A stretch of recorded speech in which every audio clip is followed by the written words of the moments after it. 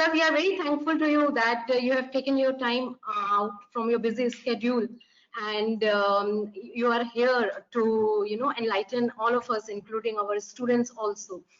And in addition to this, due to the time difference, you have readily agreed so that our student can participate. I can understand that this at this particular moment, I think it's 10 p.m.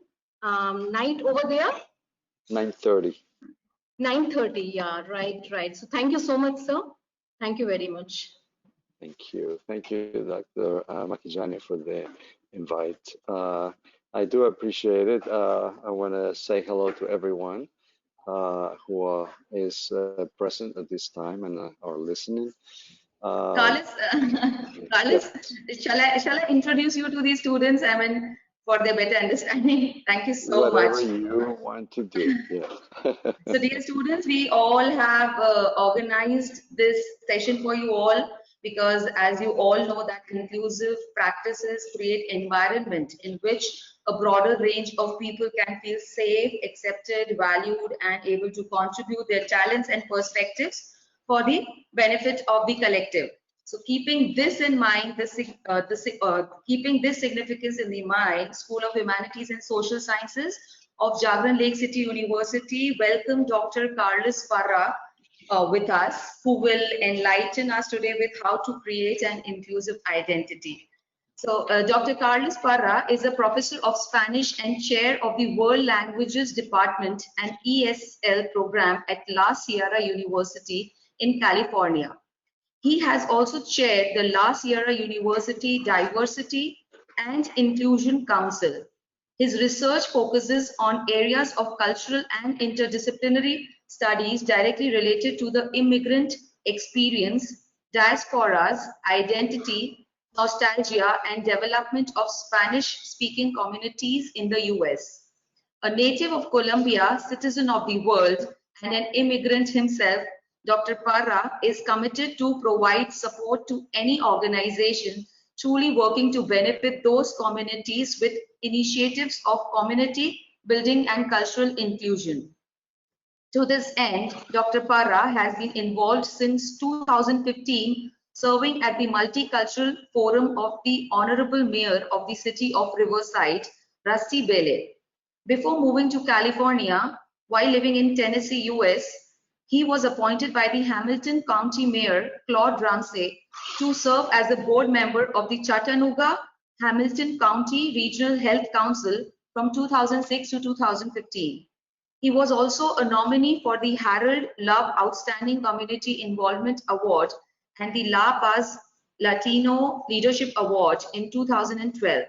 In the past, Dr. Parra has also served as a member advisor for the International Business Council at the Chattanooga Chamber of Commerce, Tennessee, US. Dr. Parra's research on Latino migration from the Americas addresses issues of nostalgia, displacement, and cultural and ethnic identities. He has presented on these topics at Oxford University, UK, Canada, France, Spain, Colombia, and Costa Rica. He has published in Canada, France, UK, and US. He is currently completing a manuscript entitled Borrowed Memories and Imagined Identities Generation 2, a project directly related to first-gen newcomers, the impact on second gens, and community forming experiences at home in the US. We welcome you, sir. Now I hand over the session to you. Thank you so much for coming. Thank you, Dr. Makijani. That was a very, very complex introduction. I do appreciate that, and I have forgotten that I've written, that you already knew that I'm from Colombia, but anyway, that's fine. The idea of identity. So I just want to welcome all the students who are here, or those who are listening, and will engage in a dialogue afterwards. So let me just start with a quote. Coming from the humanities, I always rely on the humanities in order to I guess, search the human condition.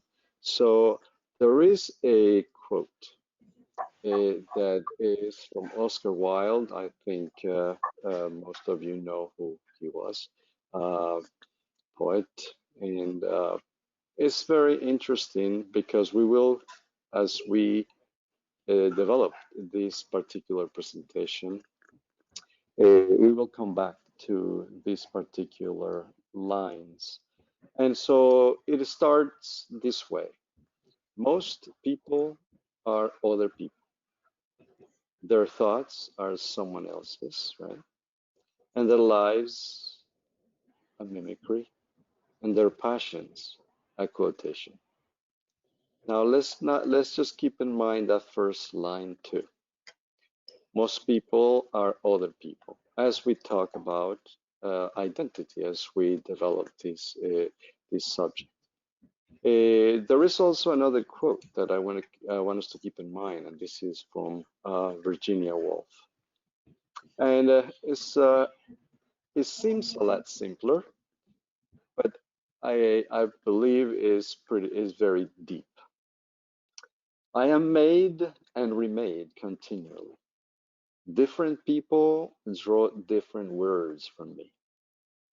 And we can again come back later on to take a look at what this means. I am made and remade continually. Different people draw different words from me. So I wanted to begin our lecture with these particular thoughts simply because they point to the great complexity of identity and the fluidity of the concept as well. So we do have, I guess, is one definition of the idea of identity. And we can unravel this in a way that is palatable to us. It says identity is the qualities, beliefs, and also personality that make up a person. It is a combination of all someone's past experiences and how they will shape you or one person in the future. And of course, there is an example of an element, not what identity as a whole is, but as an element of it, it will be values. And as a human, as a person, values are truly important.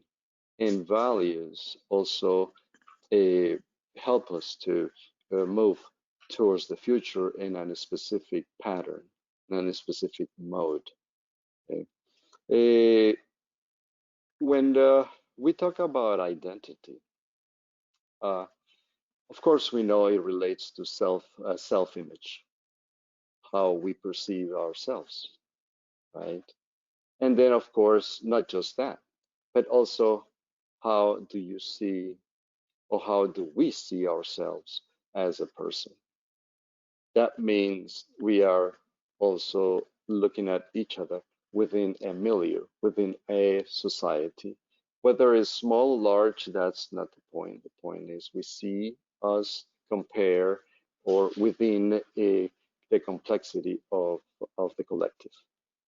And then, of course, the question, another question, no, how do we see our relationship in relation to other people and also other ideas and nature itself? What is our perception, our perspective in terms of identity? What makes me a unique, if that is a point of discussion, the uniqueness of each one of us, right? We do have also, as we research this point, this to find the context of these ideas, is that identity is not fixed. In other words, it's not just one and it remains the same Identity is fluid, of course, meaning that it changes. And of course, it is influenced by our choices and by our society, or the society we live in. Also, identity consists of attributes that are shared with others. I would say the public, but I would also say the collective. They're two different ideas, but we'll talk about that in just a little bit. Excuse me. Attributes such as race, ethnicity, gender, and others. But these are just simple three examples for that. And it also consists of how we, as people, as a person, see the world. Let me pause here for a second, simply because the way we see the world is a perception. It doesn't mean the world is like that. It just means I perceive it that way. And that also affects how I understand the whole notion of identity. So obviously, when we talk about identity, there are many factors that make up that identity. We can talk about identity made of appearance. This is the image that I want to project, and that makes my identity. Of course, we have to talk about what that implies. Is always that middle ground between what is real and what is ideal, this idea of appearance. Then we can talk about identity by ethnicity. This is very common, how we identified always when we talk about, I say always with trepidation, but in general, when we talk about identity, ethnic identity, we identified with the group, a group, whatever group that is. We can also create this identity with based on the practices and habits. We can become someone, a person, based on what we do in activities, daily activities. We can be a entrepreneur. We can be a junkie, according to our habits, or we can be perceived as a good student because we carry books around or we read a lot. So habits, practices. We can also think of identity as also created by work and hobbies. I guess in my case, I will give you an example. I'm perceived as a professor simply because that's what I do. But I'm I'm more than that. It's just that that's one aspect of my identity and my hobbies too. What did you like to do? Some people paint, and some are perceived as painters and not as professors. It's just how we project ourselves and how others perceive me. And we can go on and on around this, the whole concept of identity.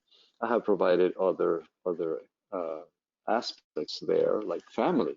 Family is a very strong marker to build identity, and friends.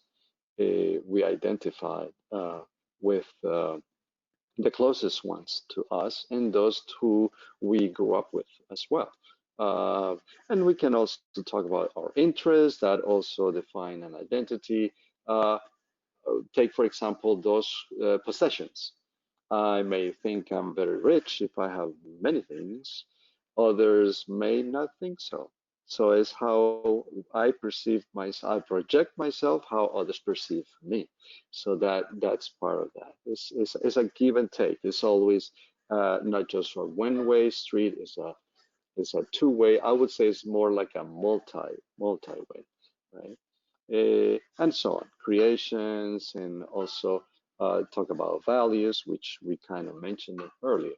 So all of these encompasses and made this identity that we are trying to unravel here.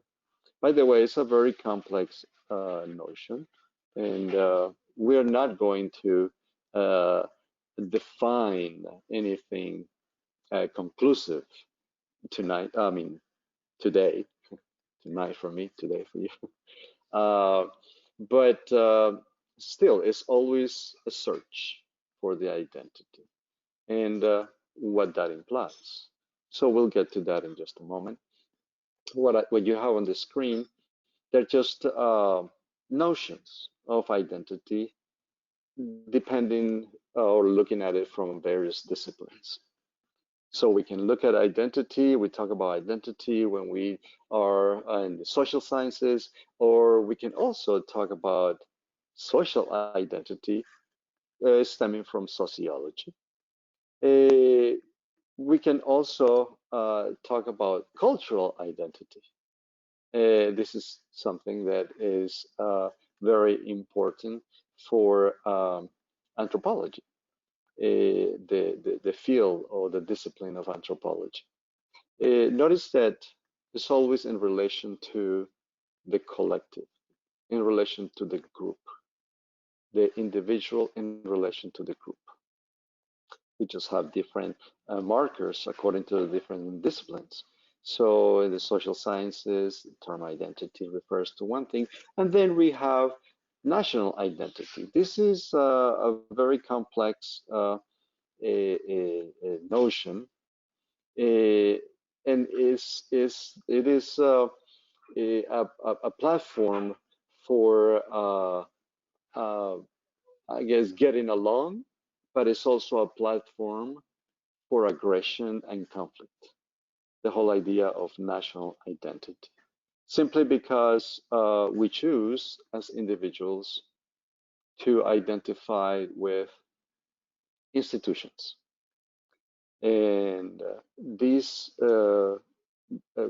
as we grow, as we are raised and grow, we go through the educational system and so on, we tend to embrace certain ideas marked by institutions, such as governments and other. So that's part of that. Again, as I mentioned, it is ground. It is a platform for friendship, because we identify with others that perhaps are they're from the same area, geographical zone that I am, or can also be a platform for conflict, simply because we have to add other factors that make us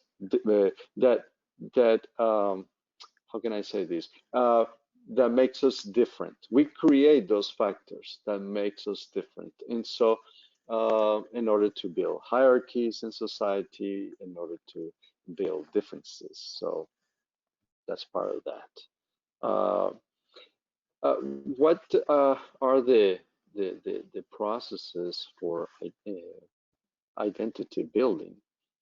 Well, we can ask, for example, that we can be intentional in trying to gain an identity, or we can also talk about factors that are passed on from the prior generation to mine.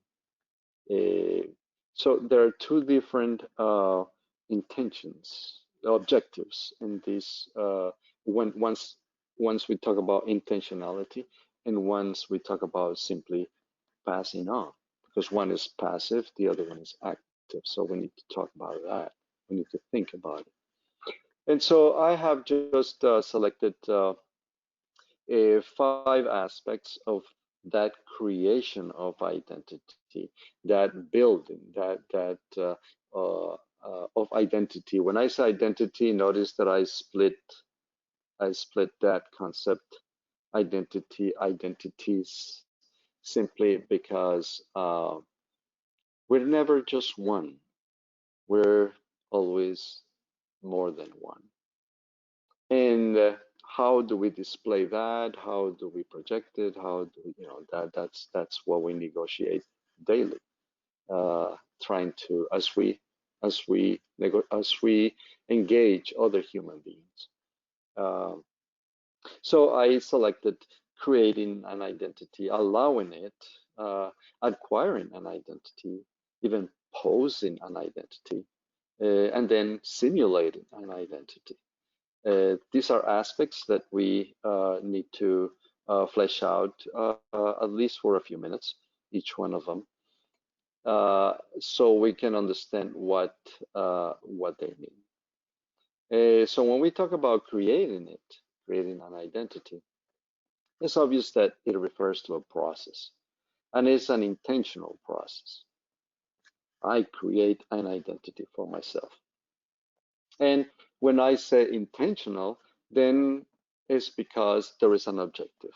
I would not use the notion of an agenda. I would just say it carries an objective. And the objective moves, usually when we talk about an individual, a person's identity, it moves from the private to the public, from in to out. So it goes one way. So there is an objective when we create it's a process. We create an identity. However, we cannot forget that even though it's being intentional, we're creating, we also have to think that we already have one, regardless of what we already have one, at least one. So in a sense, we are recreating our identity. And so when we recreate it, we also recognize the aspect of modification. Since it can be recreated, then there is a modification. And of course, by doing that, we accept or we understand that it's modifiable. Our identities are modifiable. And we'll talk about that with one example in a little bit too. So modifiable, and it projects towards the external. So we are always negotiating this identity as humans, as persons, right? Then there is also the aspect of allowing it, allowing an identity. And so we have to, I guess, this question came as I was analyzing these. And the question is, can I choose who and what I am? Can I choose that? Or am I already set up in a specific way? And I just posed that question simply because in the prior slide, I just mentioned that they are modifiable. So as we go, I know you will have questions and you post them in the chat, and Dr. Makiani will allow that dialogue to happen. We understand too when we talk about cognitive behavioral therapy that we have to be mindful when we allow it, and it has to be intentional. The allowing this creating of identity. Then we as we allow an identity, then we also have to think, or we do think, if I allow it, what is the reason? Since it's intentional, then the reason could be positive or negative. And so the reasons are for social privilege, for social advantage, that I'm allowing certain identity, or knowingly or unknowingly, I would be punished for allowing certain identity. Punished socially, punished from the collective is what I'm trying. Punishment from the collective. Society. Then the question, when I talk about society, can society trust we are what or who we say we are? That's a big question because it moves from the individual, from the collective towards the individual. Notice, I've been talking about private and public. That is from the individual out. Now, when I involve society, then I have to look at from the collective towards the individual. So this is a two-way here, okay? That we are to consider. That's what I'm trying to say. Can society trust we are who we say or what we say we are? What would be the legitimation of of of of my identity? That's part of what I'm trying to address. We can acquire it. Also, we can acquire it either indirectly by our parents, peers, role models, we just follow. And I mentioned that it was somewhat passive. We just embrace certain ideas and simply because either we trust those who are around us or, because they are our relatives or friends or role models. Uh, However, when we acquire certain identities or an identity, eh, it can it can influence my environment in a way that it can open paths for me, open doors for me, or it can close doors for me. So we negotiate that all the time. This opening and closing of doors in the collective, in the society. And we understand too that the process is never final. So it's a constant. It's always moving. It's always going. And I'm not saying when I say it's always going, it's always moving. I'm not necessarily saying that it's always in a progressive form. It could be the other way around. I'm just simply saying that it's always in the process of making. Is never still. It's never frozen. So that's part of what I meant when that point three. The process is never final because I don't want us to assume that because it's moving is because it's a process. It's always moving forward, higher, better. Not necessarily. And so that's another point of discussion, perhaps, when we talk about identity building. Now we get to this one, and that is I can pose an identity. I can pose, and I think we are most familiar with this one, simply because in the process or in the path of self-exploration, I create an identity so others can see me in a specific way. But I say I can defend the process by calling it self-exploration, while the society may call it a narcissist process. It all depends how we are being perceived. The issue is also I can say, well, I'm searching for self-representation. How we are portrayed is perception from the outside as well, and how the work of social media. Social media, we are very familiar with the idea of selfies, and but then I asked, why do we use selfies? Why do we upload selfies to social media for others to see? Why do I go through the process of believing that others are seeing me in a specific way? And so that's a question of a, I would say it's a human condition, but it is enhanced by media. It is enhanced by technology because it's an immediate process. And so we can talk about that as well. I would say that we post also identities for self-preservation as a gesture of self-preservation. In other words, my image. And so then we keep in mind the notion of image. What is the image doing for me? Or what image do I want to portray? Why am I interested in projecting that kind of image?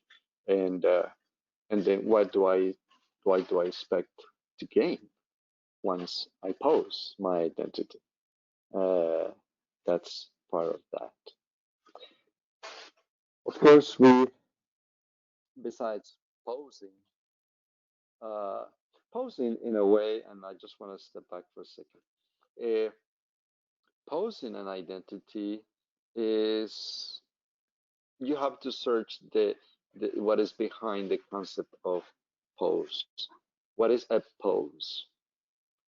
In reality, is it me, or is it's posing being affected by the collective? In other words, how I perceive and my actions, how intentional I am with these actions of posing.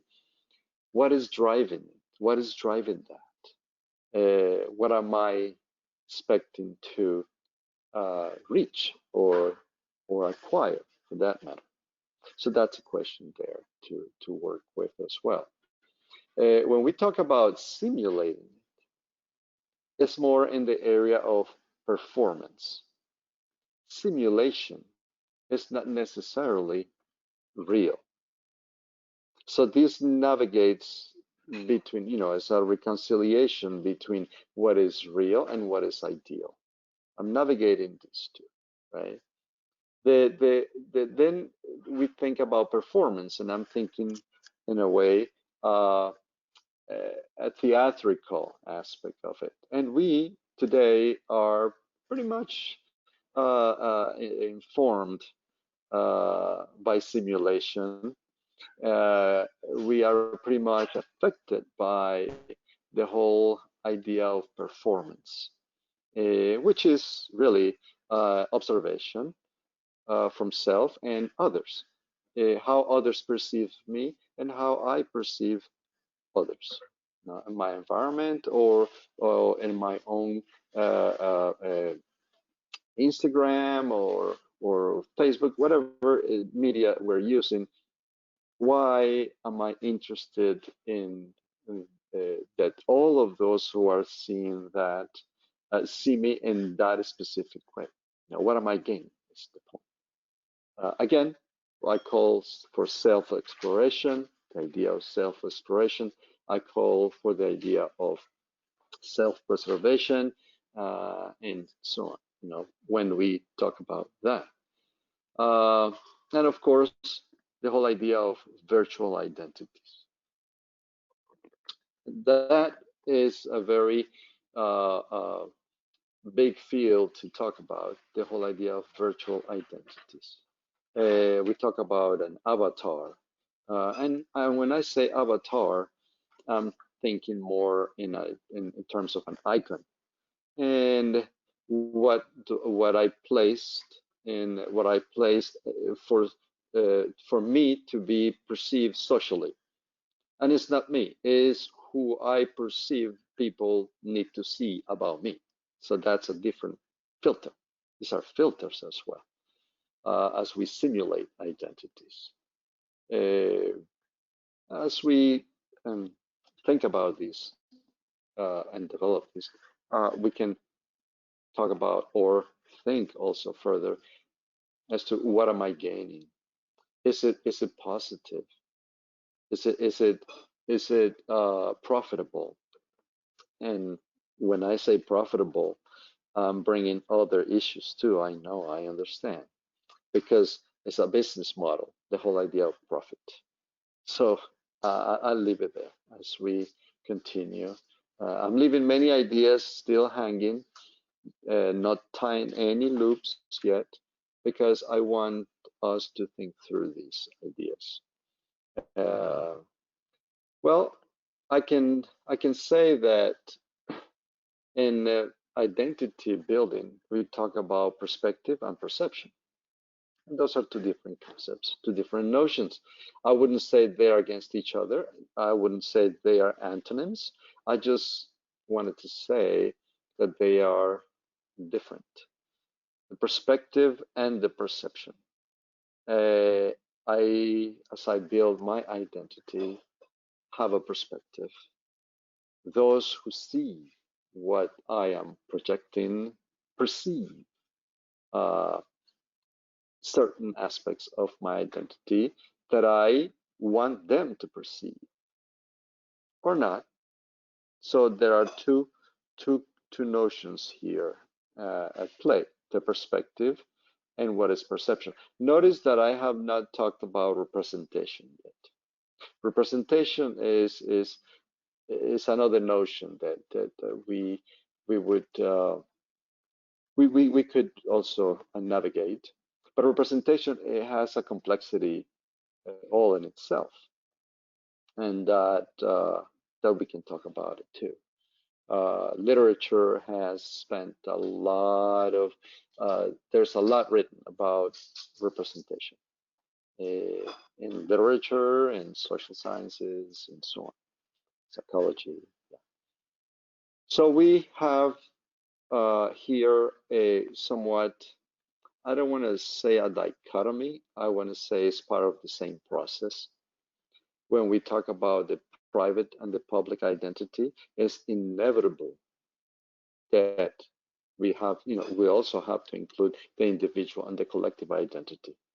Simply because if we move from the individual towards the society, then we move from the private to the public, from the inner to the outer. But the outer is always perceiving the individual. And so I would have to include the individual and the collective identity as well. It's part of the same process. This is just not the same. We cannot forget that it goes in a multiple way as we talk about identity. That's part of the complexity of talking about this concept. Questions, for example, of when we talk about the individual, is what is the legitimacy of the private or individual identity? What is the legitimacy of it? And then if we ask about what is the legitimacy, then who legitimizes or validates that identity? Are we looking for legitimization or validation when we talk about identity? And if we do, then how is that process happening from the private to the collective? As usually, it's the collective who either validates or invalidates identities. And I'm talking about minorities in different geographical spaces. And I'm talking about minorities of all kinds, or those who are simply not accepted in the society as a whole. So we can talk about that as well. As we express identity, we have to also, we can't forget that identity is expressed in an environment of equity and also an environment of inequity. And so what does that mean? What happens in these environments of equity and inequity? Is my identity allowed in a society? Am I allowed to express who I am in a society? And if I am, then what's the process? What are the dynamics at play? And if I'm not, then again, what are the dynamics at play? That forbid or inhibit identity expressions. That's part of what we need to also, we can't forget. Of course, we have questions. I always have questions. And that is when we talk about equity and inequity. And notice that I'm not talking about equality. I'm talking about equity. So just keep that in mind. Official endorsement of individual and collective identity. Who is responsible will be the question for this kind of endorsement.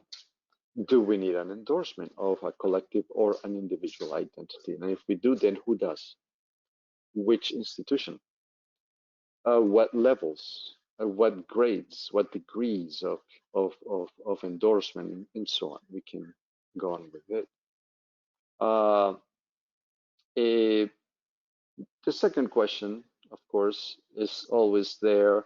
Is identity validation or legitimization an advantage to all, the collective, to some, or to nobody? Or the identity validation of some will be a disadvantage for others? Think about equity, think about inequity. You know, when we talk about these, trying to answer or approaching this particular question. And of course, from my own milieu, from my own perspective, my own discipline, you know, what is the role of higher education, us, in the process of validation of identities? How do we get involved? How do we endorse? How do we approach? What are the spaces that are created in higher education in order to validate identities? You know, that's a question that I deal with all the time here at my own institution. I got to tell you, my own La Sierra University here in California is the most diverse university in the United States. This is a categorization, you know, that the university has been recognized by, you know, by that particular statement. It's the most diverse university in the United States, and it's not big. It's a very small university, 2,500 students, but we have a tremendous diversity. That doesn't mean we have a perfect milieu, okay? You may have questions about that. No, it's not perfect.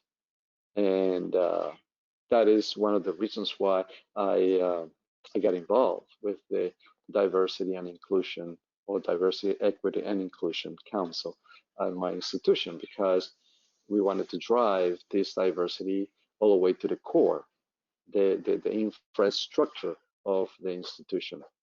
And that is a process in terms of identity, again, to deal with.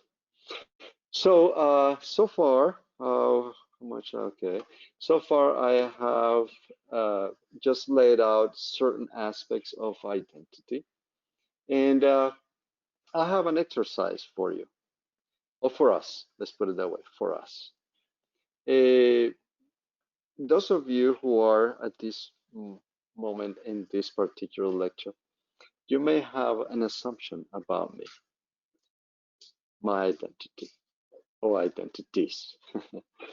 You may have, well, he's this and he's that and he's that. He comes from California. Okay, all of that. But let me tell you a few aspects of my identity, which in reality is my experiences have built my identity as well. And so then you can compare, and you can tell me, or you can tell us here what you had in mind and what you hear from me. Think about all those processes: creating, acquiring, posing. Okay. Dr. Makiani had mentioned that I am from Colombia. I happen to be born in Colombia, a country in South America. Moved to the United States, where I became an immigrant. once I'm an immigrant, and also with the not speaking English. So I did not speak English. So I acquired English along the way. But I moved in to New York City. When I lived in New York City, uh, I lived in a town or an area of the town where that is considered Greek and Italian. And I mingled and lived the Greek and the Italian ways. In fact, I learned to speak Italian while I was in New York City. I spoke Italian faster than or sooner than I did English. And soon after that, I worked at the World Trade Towers before they went down. I was a business person. I was a salesperson. Then I joined the military. I joined the United States Air Force. And I was in the Air Force for the next 8 years. Uh, in it, I was a nurse. I was in the medical area. So I was working with that area in the military and also a linguist. So all of these, remember what I mentioned, jobs, hobbies, these experiences, values. I became an American citizen while I was in the military. I was also deployed to be in Panama post-invasion and was working I was in active duty while we were in the Gulf during Desert Storm in Kuwait. At all of these, in all these aspects, all these experiences, I was going to school. I got my master's, and then I got a PhD, got a doctorate, and I became, I was teaching, got out of nursing, finished with the military, professor, okay. And so never went back to my country for about 30, almost 40 years. Been in the United States longer than I've been in my own country or where I was born. And what am I? I just want to leave it there for now because there are other aspects that we need to talk about, but that's fine. Does that fit what you had in mind? Does that fit what you thought about me? Simply because now we're dealing with the perception of the collective and the perception of the collective and how I project myself as an individual. I teach Spanish, yes, but I also teach Italian at the university. And that's part of what I do. It's part of my own identity. My identities change also as I grow and as I gain experiences. So that's just an example of it. I'm sure that many of you will have many experiences that you could share and tell us about this building of identity. And when people see us, see me, see one person, those who see that person already have in mind how can I say this? They already think that they have figured out this person simply because they see them. I get that a lot. I get people asking me in the U.S. if I speak English. I mean, do you speak English? Why is that? Simply because, perhaps because of the way I look. That's the first thing people see. And so I don't look any different from anyone who, well, I don't look any different from anyone who just arrived yesterday to the US. That person may not speak English at all. And so the perception of immigrant, I think I'm not an immigrant anymore. But the public, the collective, still mark me as an immigrant simply because of the way I look.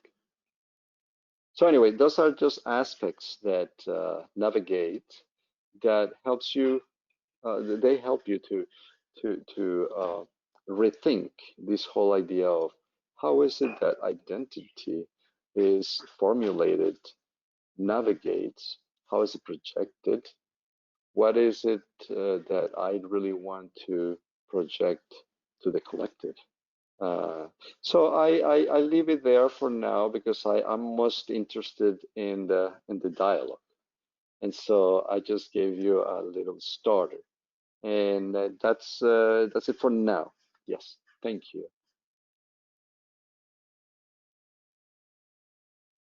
It was really wonderful.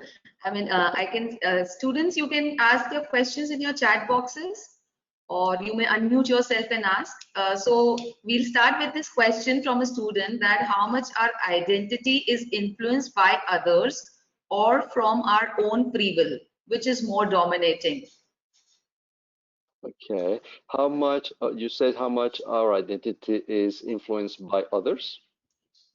Yeah. And the second part was, I didn't hear very well. Or from our own free will, and which is more dominating? Well, part of it is thank you, Dr. Makijani.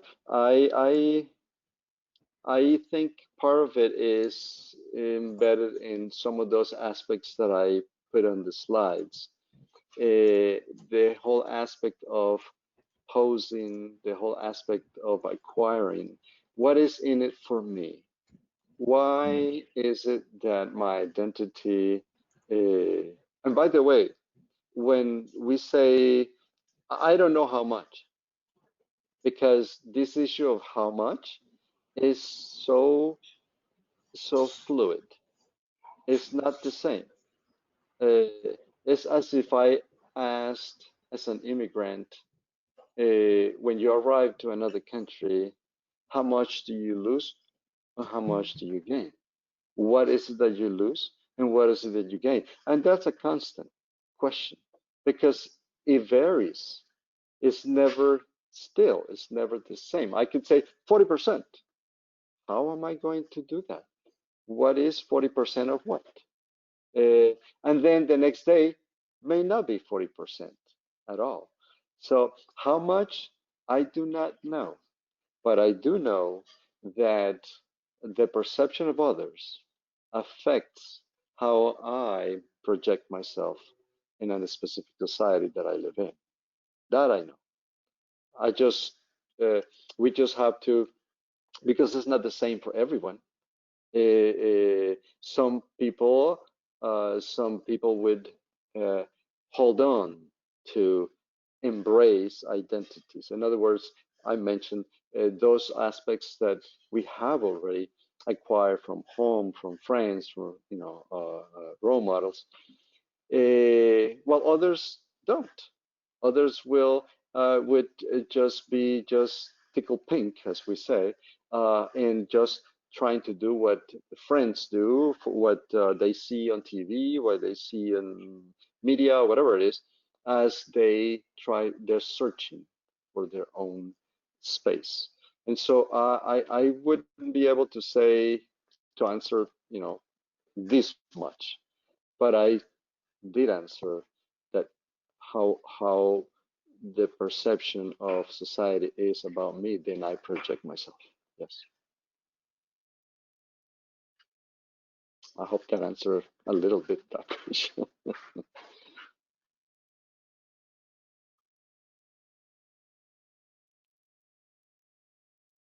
Are there other questions? I don't know. Anshika, unmute yourself. Oh, Okay, sorry. So this is the other question from our student. That does the language that we speak growing up affect our identity? Definitely, definitely. That I can tell you.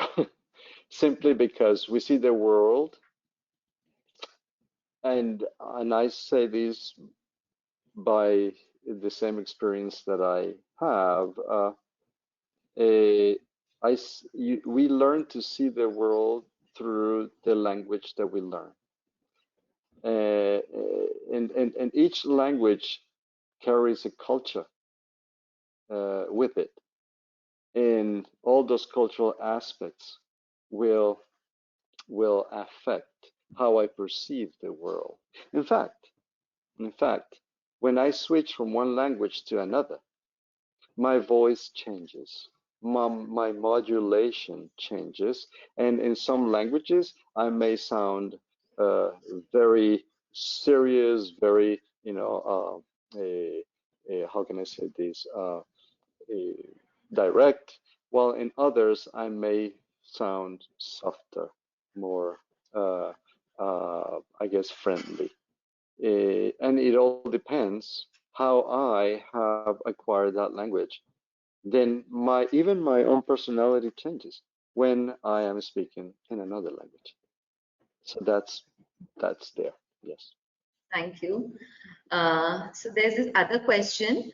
Why do people tend to lose their identity because of imposed socio-political narratives? Hmm. Well, that question assumes that we already have someone pinned into an identity, and as that one person moves, as I mentioned, that the identity is fluid, right? It's never still. Then my perception is that that person is losing an identity. When in reality, what is happening is the person is moving from one stage of search into another. So I wouldn't be so quick to say, well, this person just lost his identity. Well, what is a gain? Because our brain is never empty, so we know what that something is happening and something is influencing this person. Now, I'm not a psychologist, okay? I'm not a psychologist. I'm not gonna claim that, but I do know that again, it depends how strong, how embedded, how solid you've had or you have embraced in your prior years certain aspects of identities that when someone is placed in an environment that is going to make him shift uh, or not, then we perceive them as losing or gaining an identity. Uh, it seems to me that there's a lot of complexity in that process. Yes. Thank you. So these are our budding psychologists. That's why they're asking such questions. Of course, That's great. yes. So, okay, the other question comes from Soumya. She's saying that, she's asking, in fact, that even though you said identity formation is an ongoing process, but would you say a self-actualized person has achieved or completed the process of identity formation? I don't, I don't, I wouldn't say, I wouldn't say, uh, okay, what do we perceive as humans to be the the fullest of identity formation, right? Is it the same for everybody? Of course not. Is it reachable? Probably not, simply because human beings were constantly changing, acquiring, moving through different milieus, to different societies, and I believe I'm old. I was born in the last century, so I'm still gaining and changing identities, to the point that, and I'll give you one cue.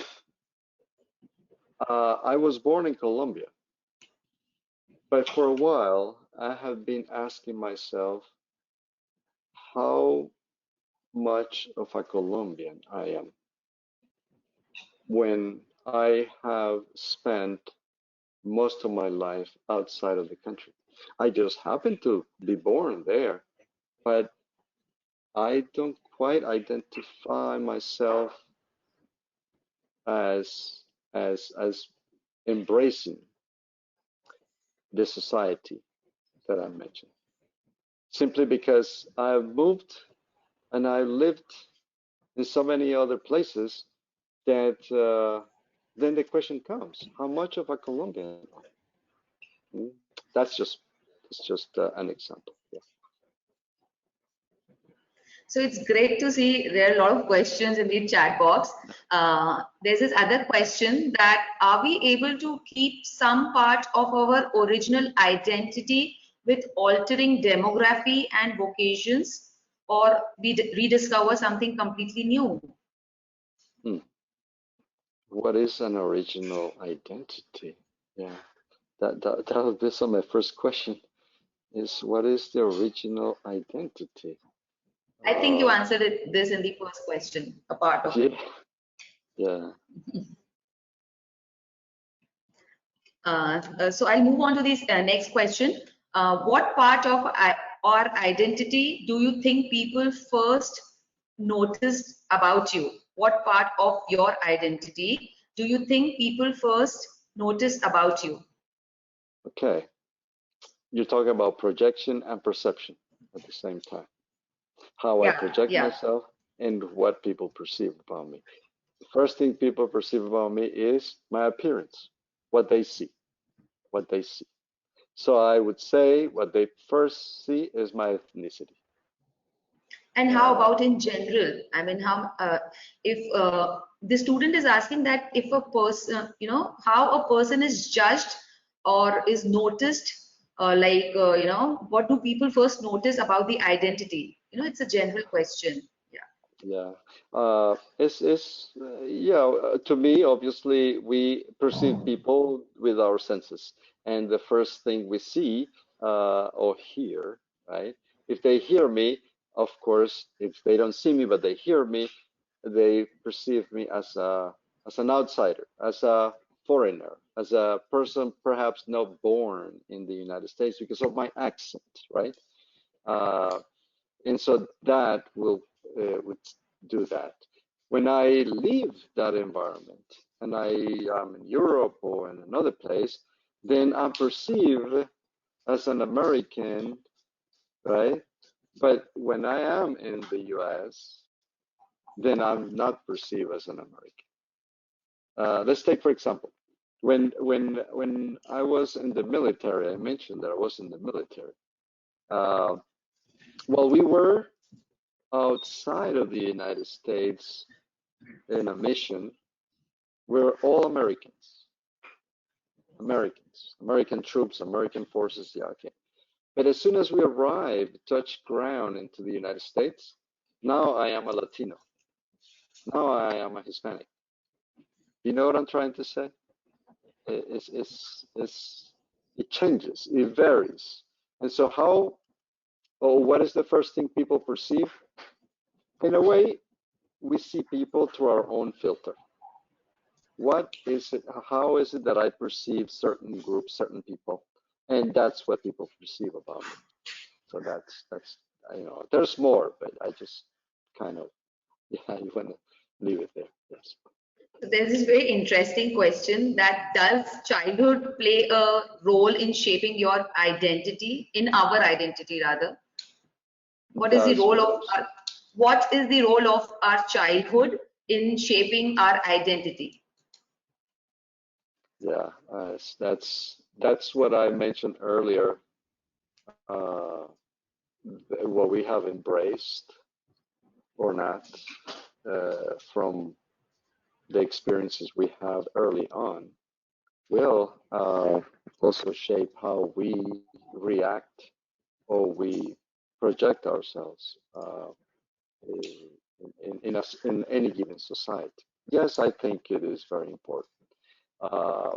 Psychologists perhaps will tell us that children have a very flexible mind, but anything that happened in your childhood not necessarily is forgotten or easily forgotten. We can imagine many things too, because that is part of the manuscript that I'm working with. Imagine identities. Is we can imagine many things and then we believe them as being real, and we walk through life thinking that that really happened to me, and in reality that never happened to us. We just embrace that idea, and yeah, that's part of that. So the other question is that, is there any element of identity that can influence other elements to get changed? Is there any element of identity that can influence other elements to get changed? I think so. I mean, the elements of identity that I mentioned at the beginning, when I looked at this, hang on a second, I have it here.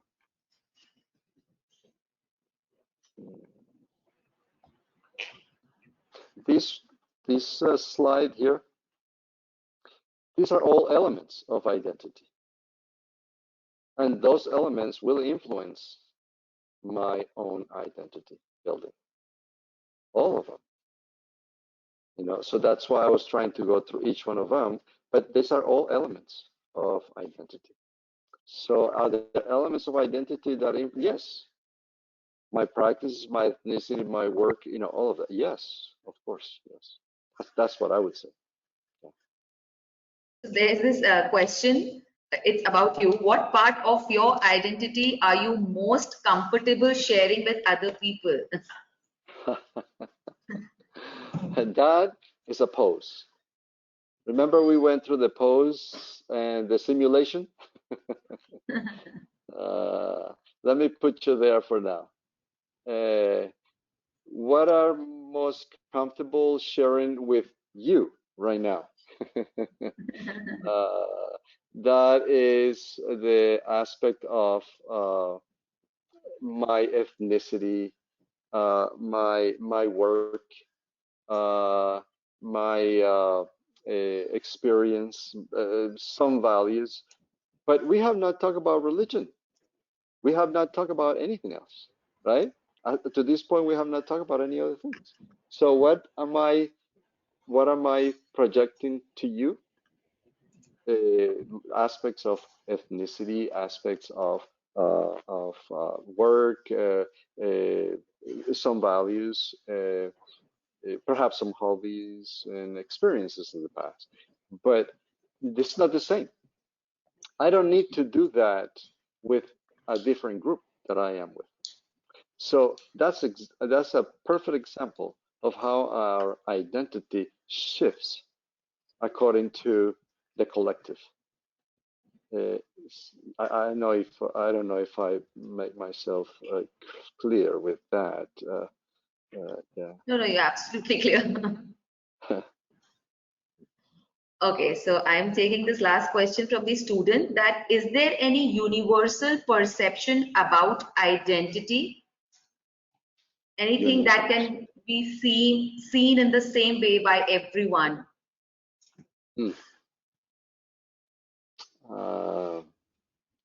That question has a complexity of who is the person perceiving, and what are that person's experiences in order to perceive things in different ways. And since we have different experiences, I don't think there is one universal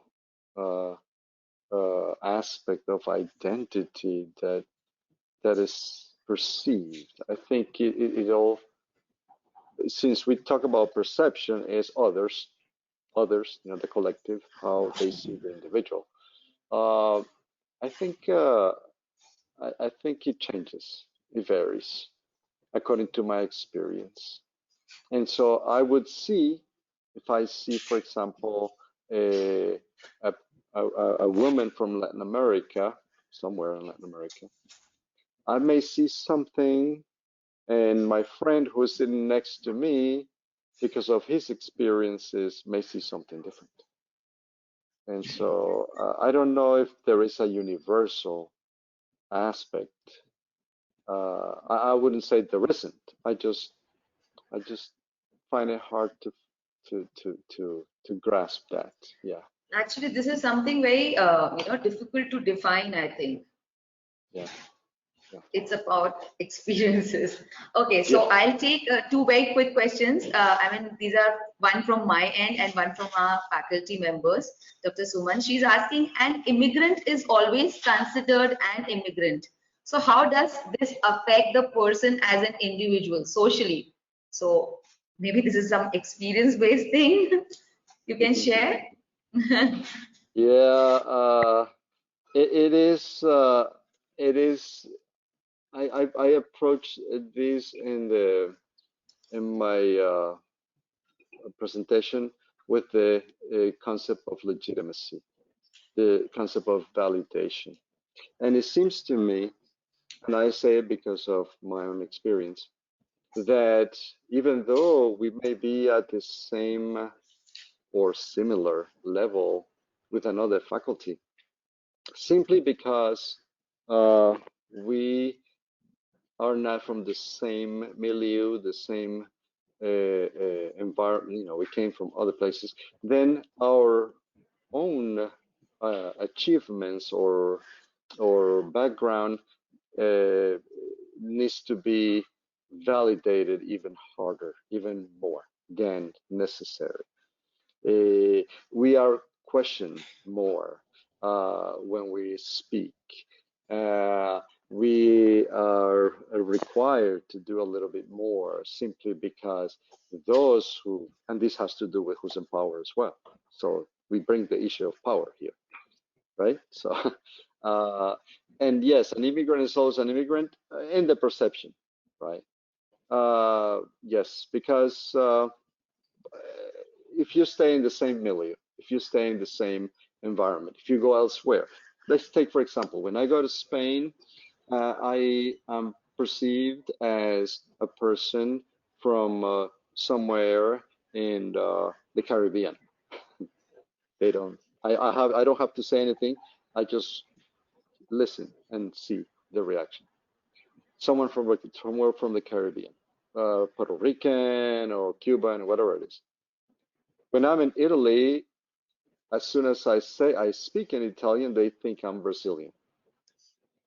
When when I am in other places, then I'm something else. So this perception varies. That doesn't change me. It just changed the perception of me. You know what I'm trying to say? It's part of that.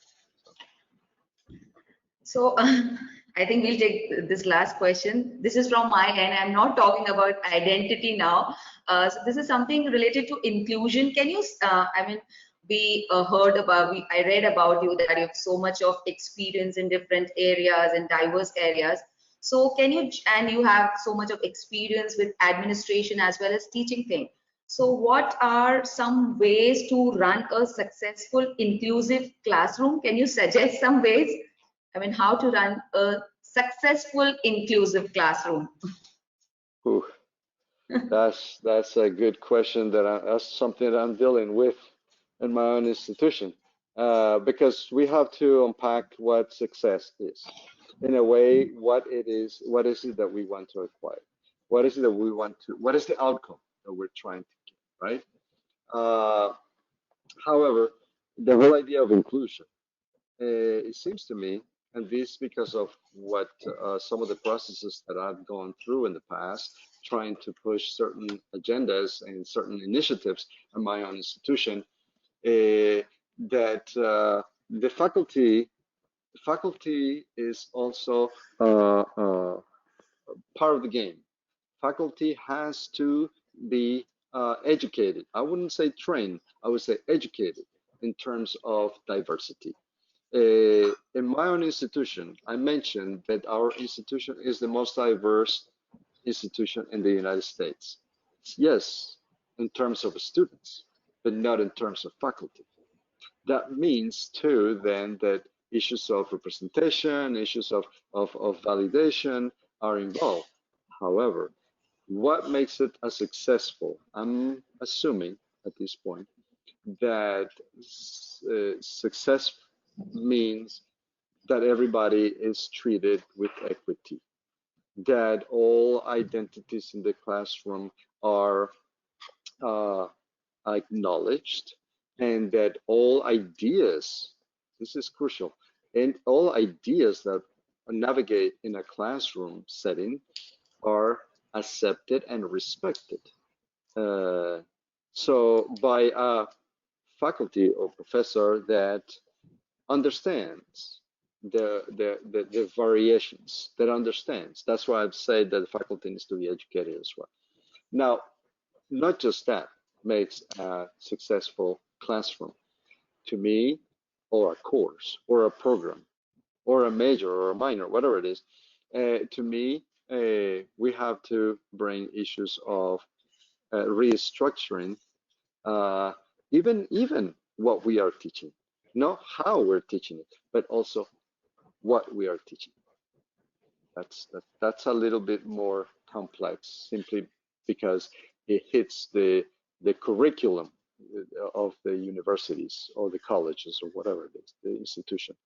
It hits the curriculum, and it needs to be revised to the point that it includes those who are already in the classrooms, and that is